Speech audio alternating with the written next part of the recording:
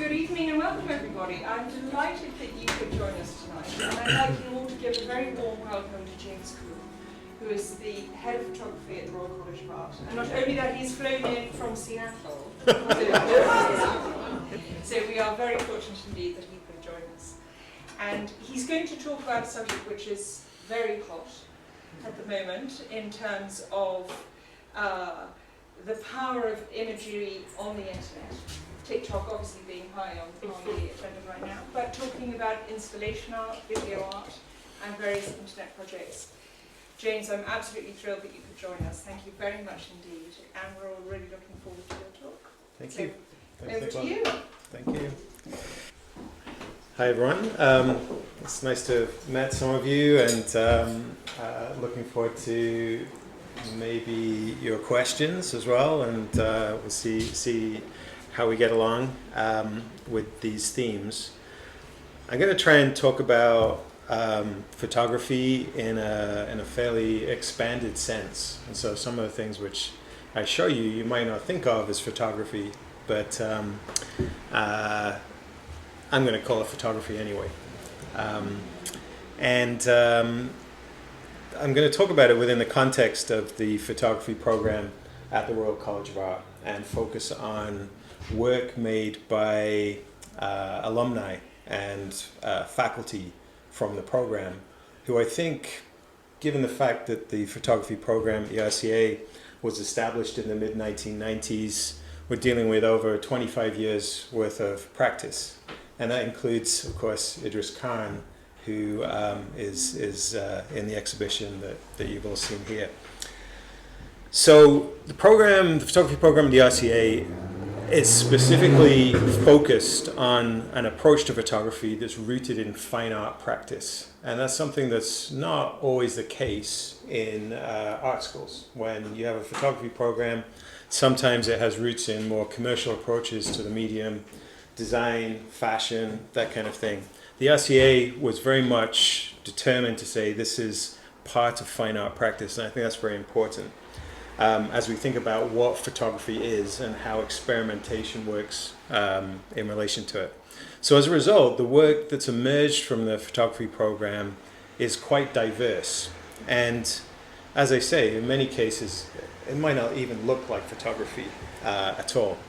The faculty that teach on the program reflect this. They have a very multidisciplinary approach, and that's something that's very important for us to understand art today. In fact, when we look around the exhibition here and you see the range of work that Idris is making, it could all perhaps be contextualized through photography, but doesn't manifest itself as printed images on the wall. So I'll show you a bit of work from our faculty. This is work by Edward Thomason. It's called I Woke Up This Morning from 2019, which is a one-act play following a fictional gay men's choir. This is work by Peter Kennard, Breaking Missiles from 1984, and Maggie Regina from 1983. And Peter is a celebrated artist, recently described as one of the most important political artists in the country by The Guardian. And he's been making political collages that have been used in protests around the world for decades. So you may recognize some of his images. This is work by Lisa Chang Lee, I Miss You Too, 2021. It's a pencil drawing of a text message that was sent to an iPhone. So we see the transition through lots of media to get to this image. This is work by Chuk Lee Tan, which is called Not Such a Hasty Hush Boom from 2013. It's, I'll play a little video to accompany this. It's a footage of a volcanic eruption projected onto a metal bread bin suspended by a magnet delicately attached to this microphone boom. Okay, so I'm going to say this is all photography, right? This is work by Tom Lovelace called Repetition Room. And in his work, we're looking at performance combined with photography. And this is staged in a former school, and the performance is based around gymnasium exercises. So he's engaging with issues of community and exercise and well-being. Rickety floors, right? This is work by Abba Shaidi. So the Brick Lane Foundation involved him taking over a disused police station on Brick Lane in London and repurposing it as a space for community feedback around issues of gentrification. On this side, we have how to make a how from a why, in which he designed a bespoke sprinkler system and invited audience members to prime and pump it to move water through the gallery. This was in a former fire station, in fact, which would then drip into these various vessels that were spread around the room. This is work by Julia Crabtree and her collaborator William Evans. It's called Slip from 2021, which explores relationship between a broad range of materials, the interactions, the meanings that emerge when these materials combine. And again, is this a photograph? Maybe. So these are all the people who, or some of the people who are teaching on the photography program at the RCA. Not people who you necessarily associate with hanging prints on the wall. And it's a diverse range of practices, but there are, I think, common threads that emerge, and today I'm hoping we can pick out a few of them. The RCA Photography Program is an environment out of which, as we say, Idris Khan emerged. And I think we can say that Idris is driven by concepts rather than the commitment to any one specific material. And I think we can perhaps say that he'd rather be called an artist than a photographer, right? And so that difference, I think, is important because there's an interesting tension there between the history and identity of photography as a medium and the ways in which photography continues to maintain a kind of central role in our culture. So we think about how we encounter images, where they are, how we interact with them, those kind of things. So whether we're thinking about new image circulation practices through social media, on Instagram right now, we're engaging with that directly, and the internet, or we're thinking about synthetically generated images that use artificial intelligence and deep fakes. Whichever way we go with that, photography and image making is at the core of how we experience and understand our world today. So it's a medium that's constantly shifting and constantly updating, perhaps differently to some art media. And in turn, it's driving how we understand what art is. So I'll show you some more work, in this case, some student work, in fact. So these are more recent graduates of the program. So this is Antony Stars, Through Leaves, Feel the Breeze in the Forest. It's made of liquid acrylic, so it's kind of literally poured onto the surface. This is Constanza Valderrama, Grandmother, Exercise 1, in which the images are printed onto Post-it notes. So it's 2021, 2020, recent work from photography degree shows. So bearing that in mind, as a kind of material manifestation, let's go back to 1977, almost 50 years ago. Susan Sontag, interestingly, in, I think, that room there, Idris has one of his images, which is On Photography, which is Susan Sontag's famous book that she wrote in 1977. And in that book, in the first chapter, she declares that today, everything exists to end in a photograph. Okay, so this is back in 1977. Everything that's around us seems to be there in order to be photographed. And so her idea was that photography exists as a way for us to see the world, to encounter it, to try and remember it, maybe to own or possess it, to attempt to control it. How many times when we go somewhere do we take a picture just to put something in between ourselves and this thing we're encountering because that's how we absorb it, that's how we remember it, store it, and to some extent be in charge of it. We feel like maybe we have some superiority to it because we grabbed it, we took it with us. So, but back in 1977, this was a manifestation of photography, or a version of photography that was quite material. If you took that picture, you didn't see it straight away. You'd have to go print it out and physically possess it in order to actually follow through with it. So there were a lot of material concerns with this kind of idea of everything existing to end in a photograph. We had photographs that would age, that would get collected, that would get lost or damaged, that were then displayed in albums, newspapers, maybe magazines. And that's how our understanding of photography was formed. But as we sit here now in 2023, we might reflect that this idea, so we go back to Sontag's phrase, everything exists to end in a photograph, it's more true than ever before, right? We're constantly taking photographs. The sheer volume of photographs is huge. And again, interestingly, you see that in Idris's work, where he's very conscious of the number of photographs that exist, say, for his mother. That's like we quantify how we maybe think about something by how much we photograph it.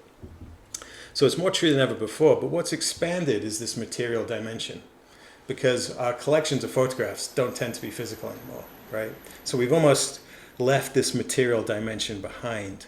And we also maybe leave behind some of this kind of aging and fragility that we might associate with photographs too, in that we say, we can just print another one. They're almost infinite. They're digital. If we want another one, we'll print another one. We can share them easily, we can text them to people, we can reproduce them. In other words, we might say that our relationship to photography has persisted in terms of everything needing to be photographed, but the material dimension of that relationship has changed. And that's something that will be reflected in the kind of work that we see. And this was never more true than during the pandemic, of course, right? And the pandemic fundamentally affected the RCA and artists, and just talking to Nicola, this gallery too. Some galleries didn't make it through the end of the pandemic because that kind of material encounter was so important. Some students at the RCA would, in lieu of a degree show, which they didn't get, a physical degree show, they would start building game engines that would allow them to create environments in which their work could be experienced. See this kind of innovation, this looks pretty real, right? And it comes back to that idea maybe that even photography with its material dimension doesn't necessarily need the bricks and mortar, the white cube space in order for people to encounter it.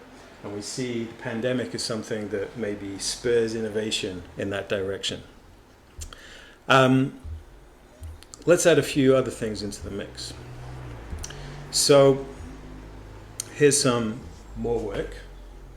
This is Harold Offe, who is in fact a former graduate of the photography program and is now a tutor in the contemporary art practice program at the RCA. His work here, we have a project he did with Hull Television Community Workshop from 2022.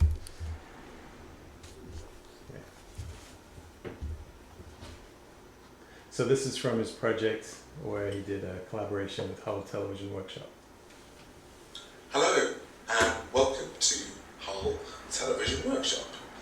My name is Harold Offe and I'm an artist and also the instigator of this project. So over the next couple of months, Hull Television Workshop is going to be taking over Space 2 here at Humber Street Gallery. So you might be asking, what is Hull Television Workshop?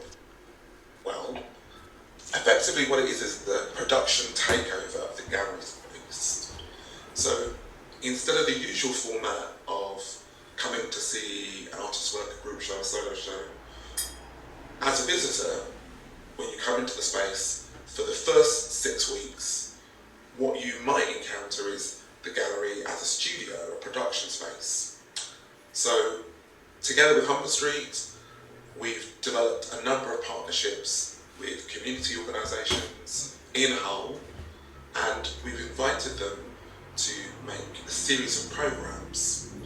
So we'll be working with 3 groups over that 6 weeks, and each group will have an opportunity to develop a moving image, programme, television content, and those formats and the content will be negotiated with those project partners. As you can see, if you're entering the space is divided into... Okay, I won't play all the video, but you get the sense, you get the idea here that we're dealing with a different model for creating a work and engaging with a space. A model is community driven, right? And a lot of this is about giving voice to people who don't get represented. And when we think about photography, this is a very important principle, because photography is a choice. What do you take a picture of? Who gets to be photographed? Who gets to be seen? And so again, I might think about this kind of initiative through the lens of photography. Let's see another example from another of our graduates. This is from Helen Kamek, former Turner Prize nominee. And this is a piece called The Long Note. And we'll watch a little excerpt. The Long Note's a new film commission.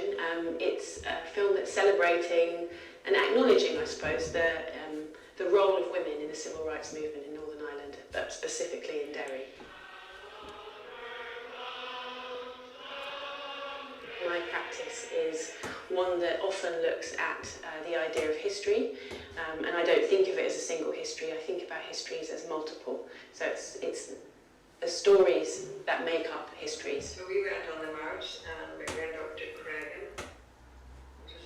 In all the films that I make, and often in performances that I give, which are often sung and spoken word, I will use different texts, so different voices, something that somebody has written and then I appropriate. I'm also interested in this idea of representing, reactivating and excavating voices and experiences that have been either omitted or erased from histories. Without thinking much, I decided to walk straight up to the line and we were let through. Other people weren't so lucky. So this is about offering a platform, I suppose, for the women who were part of the civil rights movement to have a voice. They gave their own eyewitness accounts and their perspectives of what was happening.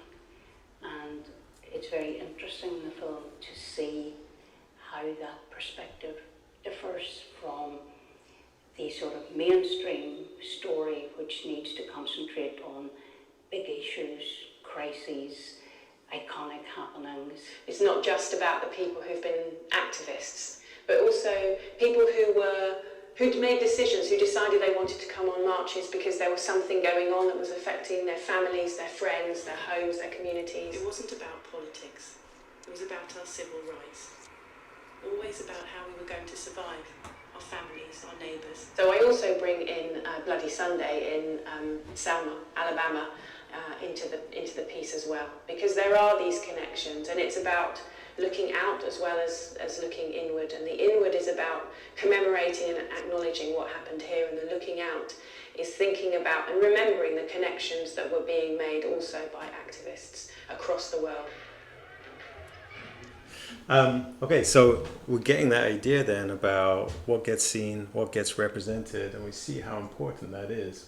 So I want to kind of throw this into the mix then. This idea then, the agency, consent, copyright, visibility, privacy, intellectual property, power, colonialism, patriarchy, bias, racism, misogyny. These are all vital issues for our time. But I'd also argue they're constitutive elements of photography, right? When you take a photograph, all those things get activated, depending on who's taking it and who's being observed. It's constitutive. The nature of photography means there is an observer and an observed. There's a subject and an object. There are choices being made about what gets captured and what's not. Antoine Trainel has described photography as a form of bloodless hunt, right? So you're out there, and instead of killing things, you're taking pictures of them. Ariella Azoulay has described the camera shutter as a synecdoche for the system of imperialism. Okay, so when you take a picture, you're exerting power or control over what you're representing. So in this respect, we can see that photography is a distinctly political medium, both in terms of its form, what it takes pictures of, and how it does that, the technologies that it uses. So both in terms of form and content. So here and through these kind of works, we've got to ask, is photography a fundamentally colonizing, discriminatory process of some sort, where some people are ignored or erased or marginalized from official records, from representation on TV shows? How does power operate in relation to the image? We think about surveillance, photography system, how's that work? We think about the male gaze, how cinema functions, right? Who gets to be the protagonist? Who are the ancillary characters who barely get represented? Social media also comes into play, heavily image-driven, heavily about power dynamics, corporate identities, and so on. So here and through these kind of works, we can see quite clearly that photography operates as a model for us to read how observation functions within our society. Let's throw in another example. Hannah Starkey, also a graduate of the MA Photography Program, whose work is associated with pioneering the idea of the female gaze, empowering women through her photography, particularly women in public space. So, politics are absolutely crucial to the medium, I would argue. Let's move on and look at some other work. This is work by Lijuan Liu called Daily Dose, and consists of essentially pictures that have been taken daily and put together into this kind of huge collage. Or this work by Chang Lee, which is a project that uses AI and machine learning. And what it does is it has two cameras. One points at you, the viewer. One points at these faces over here. These faces are fake. These are synthetic people that do not exist, that have been generated by artificial intelligence algorithms. So if you go to a website called This Person Does Not Exist, you'll find tons of those things. You've probably heard of these, seen these. And what it will do is, it will, every few seconds, it will take a photograph of either you or the synthetic person, and it prints it on this thermal paper. Down at the bottom of the sculpture is an alcohol bath in which these images then disappear and are erased. So what's going on here with photography, right? Is that a photograph of a person that doesn't exist? What does it mean to take a photograph of someone who doesn't exist? What's the Greek root of photography? Does anyone know? What does the word photography mean? Writing with light. Writing with light, yeah, very good. So usually it's interpreted as drawing from light, but writing with light is especially interesting. I'll come back to that in a second. So photo, light, graphe, drawing or writing. But do we need light, right? Some people would say, I define photography, it needs a surface and it needs light, right? Bare minimum. Do we need the light? Were we to be thinking about photography as a chemical process, then maybe. But we're not, right? Now that we've moved from analog to digital, we don't need the light. If we take that away, what are we left with? Drawing or writing, if we're taking that meaning of graphe too. And, so I'm sure many of you are familiar with these kind of emerging AI platforms. You see like AI image generators that you can go online, type in some words, and it'll make a picture for you that represents those words somehow. So platforms like DALL-E, Midjourney, Stable Diffusion, those kind of things. And these use machine learning models, which are trained on millions of images, right? So they learn how to make a face by being fed millions of pictures of real people's faces. They learn the patterns, they're trained on those images, and from them they can then fool an algorithm into thinking that something is generated as a real face, right? These are typically labeled with text descriptions. So again, we come back to this idea of writing, perhaps, as being the right model. So we can now generate a photograph from text, right? We don't even need the image whatsoever, let alone the light. And we can generate synthetic people, places, which appear to be photographically real. So again, we come back to that question, what is a photograph? It's just something that looks real in that case, right? But it's never existed.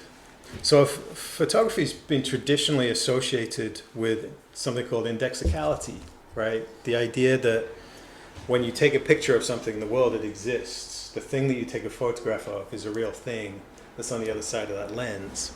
Then that notion is being seriously undermined by the development of these emerging technologies. Not only are these images indistinguishable from regular photographs, they also require huge data sets of real photographs in order for the machine learning algorithm to learn how to make them. So again, the role of the photograph becomes curious and interesting, and we'll come back to that. So there we have then 3 observations about the evolving status of photography. First, materiality; second, politics; and third, this kind of post-indexical emerging technology, AI stuff. These are an important backdrop for us to think about in relation to the past, the present, and the future of where programs like the RCA Photography Program is heading. They're not absolutes, though. I'm not saying it has to be like this and we're getting rid of the darkrooms, right? There's still plenty of darkroom activity going on at places like the RCA. But being determinedly focused on a fine art context for photography, it's really important to be part of these conversations around things like material innovation, politics, emerging technology. This is all to do with the distribution and dissemination of images. It's to do with the political role that image making engages with, which is so important today, and how new technologies integrate into both the formal and the conceptual territories that artists are exploring today. So I kind of titled this talk Post-Medium Photography, right? So maybe I can unpack that a bit now that we've kind of established some foundation. So, is photography a medium? Might be my first question right there. And if it is, what does that even mean? What does it mean to be a medium? So back in 1960, Clement Greenberg talked about something called medium specificity. There's this idea that a given art form had something unique and specific about it that should be explored, and that was the best way to make art. So he referred to this idea of the unique and proper area of competence for a given form. So as an example, painting, in his mind, should focus on flatness. Shouldn't try and pretend to be something it wasn't, right? To create depth or illusion of depth. Instead, it should be all about flatness. And so hence, abstract expressionist painting, Barney Newman, Jackson Pollock, Mark Rothko, you see that kind of focus on the fact that this is definitely a painting, right?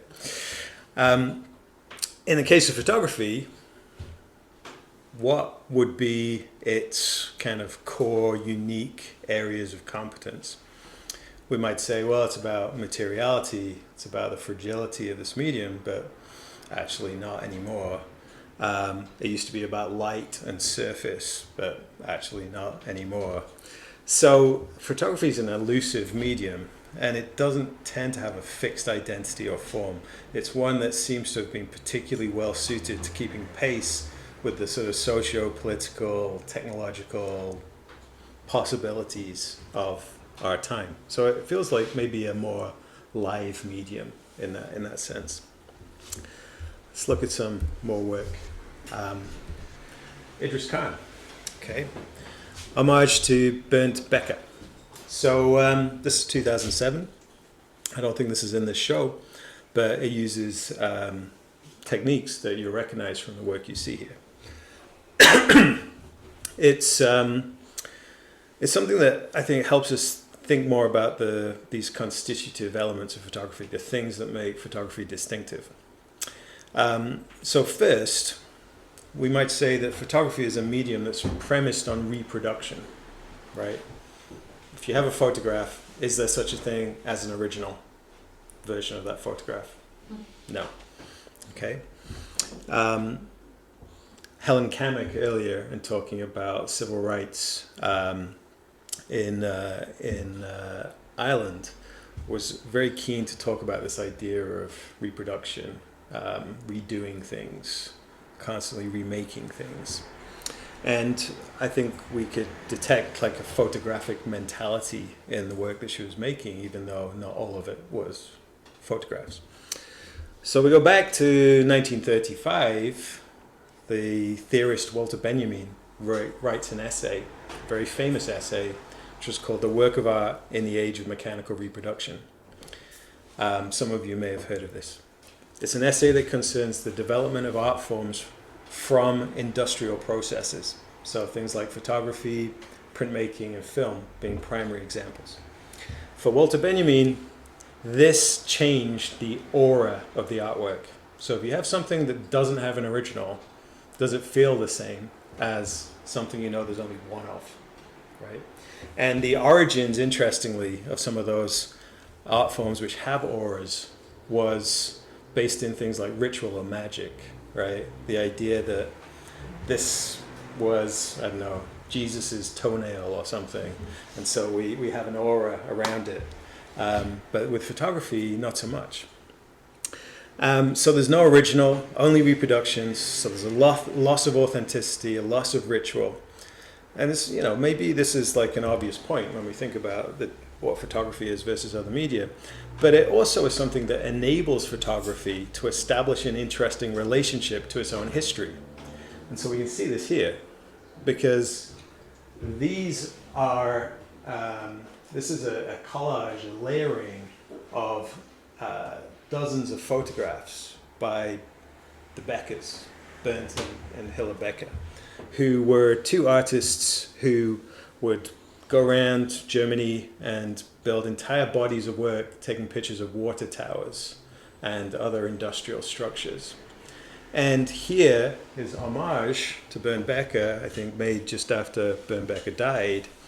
We see the ability to take those images, reproduce them, and then use them again, right? So it's something that gives photography an ability to kind of look inward, look at itself and reference itself. Another good example here is work by Carrie Young, another graduate of the MA in photography. And this work is called By and Between, after Bernd and Hilla Becker. And in this case, it takes an original print by the Beckers, and with their consent, duplicates it and makes a copy, which a copy made by a technician.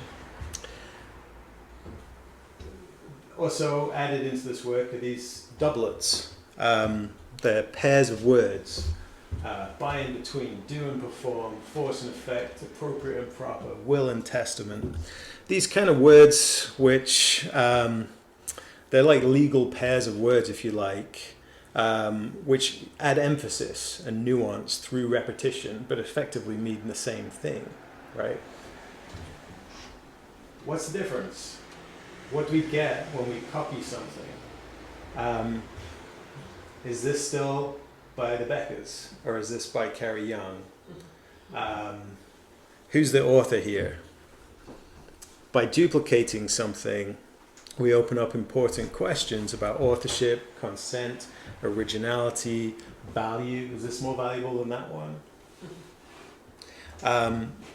And again, this is a conversation which is maybe distinctive to photography, something we can have, because we can make something that's exactly the same as another work by somebody else, like exactly the same. And so this is something that's distinctive between photography and media like painting, drawing, and sculpture. Yet, today, when we think about those traditional media, painting, photography, painting, drawing, and sculpture, we're seeing developments that engage with this principle of reproducibility. We see machines and robots that can draw, or artificial intelligence algorithms that can make paintings for you.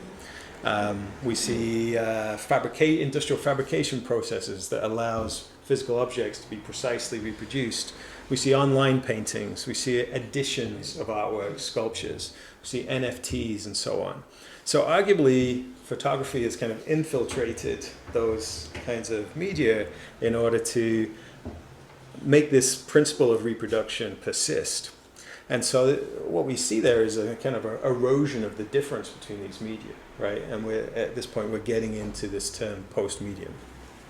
So the term post-medium is generally credited to a lecture from 1999 by Rosalind Krauss called A Voyage on the North Sea. And it's interesting because she actually ends up treating photography a little different to the other media. And part of that's to do with what I just described. Because arguably it's photography that breaks the aura of the artwork and in turn breaks the expectation that other art forms like painting and drawing and sculpture has any expectation of an aura at all, right? It frees them up. Walter Benjamin said, mechanical reproduction freed the work of art from its parasitical dependence on ritual. Paintings, sculptures, prints, performance, from that point on, could be simply art without having to be any one of those things, right? And Idris Khan can be simply an artist without having to be any one of those things. So it opens things up. And it's kind of a restructuring, if you like, that maybe if we go back to Susan Sontag's declaration from 1977, everything exists to be a photograph, we might say today, instead, everything exists to be reproduced. And we see the way photography operates through social media, constant reproduction, lack of an original. We see that that's very much an important dimension of the world we live in. How many people might see an artwork more likely through Google image searches than through standing in front of it, right? So the principle of reproduction applies. Here's another work from a graduate of our program, Emily Elkins. This is an alarm system from 2018. Again, material transformations, massive scale reproduction. We see a single small image repeated. So this kind of post-medium approach is something that cuts both ways. It allows for an opening up of photography that's central to the program we have at the RCA. We have students who work across a wide variety of media, online and offline, digital, analog, sculpture, performance, installation, moving image, interactive art, that kind of thing. And so, you walk into our studios, you might not see much photography, right? Or at least that kind of photography. But at the core is a concern with the image. And the image is a way to access, to embody, to critically engage with the world we live in.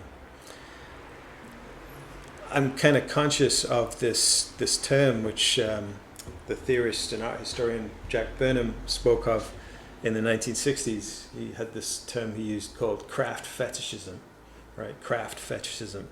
This is the problem of art being understood as needing to be made of specific materials, to be of specific size, to be shown in particular places. So art was what looks like art, right? Has to be in a frame, has to, not be too big, too small, has to be maybe a particular color palette, particular media, that kind of thing. But I'm a strong believer that we should make art that doesn't look like art, right?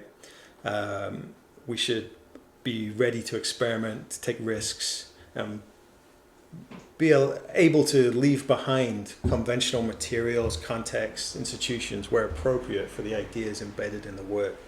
And so we'll see that. another Idris Khan work, A Memory of Kate from 2007. If we go back to what Idris is doing with these layers, and specifically his use of the Beckers, we might also think about the relationship of photography to the archive. And I think that's a recurrent theme in Idris's work that you see here. Alan Sekula, also a well-known artist photographer, he wrote about photography in an essay from 1986 called The Body in the Archive. And he claimed that when it comes to photography, the filing cabinet is more central to the medium than the camera, right? And in this essay from 1986, he explores the work of two people, Francis Galton and Alphonse Bertillon. They weren't artists, but they were people who were working with photography, particularly in relation to trying to determine what a criminal looked like, right? So Bertillon pioneered the archiving of criminal mugshots, accompanying these mugshots with particular physiological traits and measurements. And so the kind of identikit system that maybe still gets used today relied on Bertillon's initial system. So this was an archive of criminals. And the problem with an archive like that is that it gives rise to pseudoscience like physiognomy and phrenology, in which claims are made that we can detect what a criminal looks like. So we can tell by looking at somebody and their physical characteristics, their body measurement, their appearance, etc., whether or not they're a criminal. And if you have an archive like that, that's the logic of that archive. Francis Galton took this on through the creation of photographic composites, where he would take pictures from these mugshot archives and layer them, maybe a little like this, to build up an abstract portrait of what criminals look like. So I'm not saying Idris's work is connected thematically at all, but we can see a formal relationship between these composite experiments and works like this. Both offer compressed versions of an archive, right? It's an archive in a single image, right? And that's what you see in portraits like this. And it gives authority to the resulting image as an accurate representation of what is in that archive. And that's important to think about what's in an archive, particularly photographic archives, because there's a political dimension to that. So we come back to our political dimension of photography. And of course, in Galton and Bertillon, we see that play out. These archives of mugshots make very clear the threat of photographic collections. They can be very dangerous. A collection of photography can be a really dangerous thing. And this is partly to do with the way we think about photographic representations as real, as authentic, as truthful, as neutral, right? Whereas in fact, as we discussed, when we think about what gets photographed, what doesn't, these archives are not simply repositories of information, but they're indexes of a society's changing ideological investments and political commitments. What gets to be in the archive? What gets kept? Bias and subjectivity are constitutive, not incidental to the construction of an archive. Archives are not a naturally occurring resource, but they're an artificially constructed body of knowledge, and one that, by definition, treads the line between evidence and fantasy, between fact and fiction. And so we can't trust an archive, right? And hence, it's a ripe area of exploration for artists. It's very important that artists work with archives, and there's a lot they can do with it. So we can turn again to RCA alums to think about this. So this is work by Bettina von Zwell, collaborating with Sophie Ricketts. It's called Album 31. This project was started in 2012, still ongoing. And you can see it's a collection of images. There's a bit of text that accompanies it. There's a few different versions, and it tends to be exhibited like this. as an archive, right? As almost like a collection. It's work that was based on research that the two artists did at Birmingham Library, where they encountered a collection of photographs by Sir Benjamin Stone, who was a photographer and a parliamentarian. And specifically, he had an album, which he called Album 31, in which he put all the stuff that he didn't know where else to put. It was work, it was images that didn't fit into standard classifications. And so these two artists have been doing this themselves with their own, as they call it, outbox, right? The stuff they don't know what to do with, don't know how to classify, and they put them together and they form, again, these narratives. So if this is our archive, what story does it tell, right? Because it's limited, it's biased, it is focused on particular readings. And as a broader collection, again, what does this thing mean? So here we have artists literally building their own archives as a mode of practice. Rather than saying, I'm going to make a single image, instead I'm going to build this collection of stuff. And so they mimic the very things that they're kind of trying to critique. As we start to wrap up here, think about moving back into this post-indexical space. Again, in relation to machine learning and AI, we see the continuing role of the archive. As I mentioned, when we build synthetic images, we build them from thousands of photographs, right? So AI and machine learning algorithms are built on archives of images. Problem is, if you think about that synthetic face I showed you earlier, how do you get to that face? What is in these photographic archives? Interestingly, some of these thousands, millions of images that are used to generate those faces draw upon Bertillon's identikit images, right? Those mugshots. And ever since, as these archives continue to get built, all those inbuilt biases that existed persist when we generate synthetic images. So, for instance, when machines learn their biases from those archives, this is how we end up in a situation where certain facial recognition algorithms can't see anyone who's not white, right? If there are not a diversity of faces in this archive, then the computer is not going to recognize those faces as faces, or let's say as people, and that's very problematic.